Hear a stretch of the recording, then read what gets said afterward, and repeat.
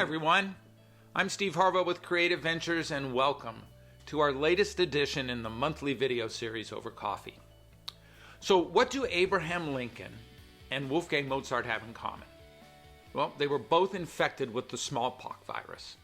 It didn't kill them, but the same cannot be said for over 500 million human beings killed by that virus. And in fact, 10% of all the deaths in the 20th century can be attributed to the smallpox virus. Yet in the history of medicine, in all the science we have only eradicated one disease. And in medical terms, eradicate means the permanent reduction to zero as a result of deliberate actions. And that one disease is smallpox. In 1776, the radical idea of vaccines and their injection was invented. And in that same year, a courageous and curious doctor named Edward Jenner developed an idea of injecting cowpox as a method of controlling smallpox outbreaks. It was an idea that shaped the course of history.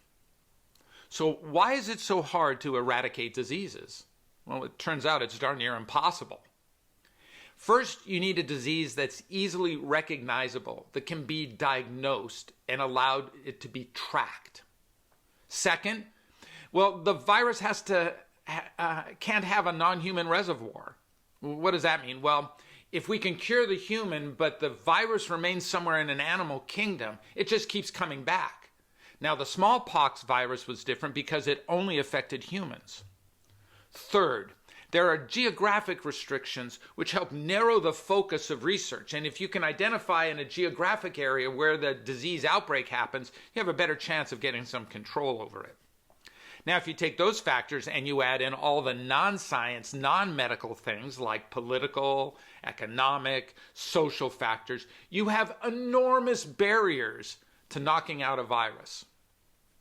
Now, despite the intense level of complexity involved in eradicating a disease, the overall strategy remains shockingly simple.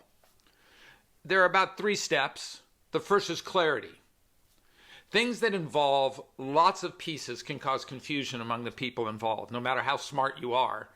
Each piece of the puzzle has to have an intense clarity around those who are involved. There can be no confusion.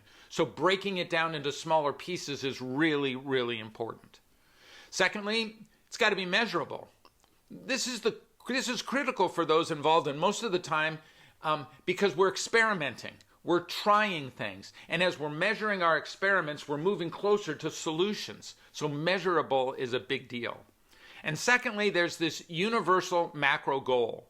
This means that though the project may have countless moving parts and they may be distributed all over the planets in a wide variety of communities, the macro goal has to be the same. The more simple the statement, the more understandable the goal is. So make your macro goal 1 to 2 sentences only. Getting to the moon and bringing someone back safely. That was the Apollo 11 sentence that worked so well. This should sound familiar to you. It's the pathway for strategic planning, right? And the coordinated action to get a goal implemented. Think about it like this. If those 3 pieces are being looked at for the eradication of disease, they should be looked at for about every strategic step you're taking.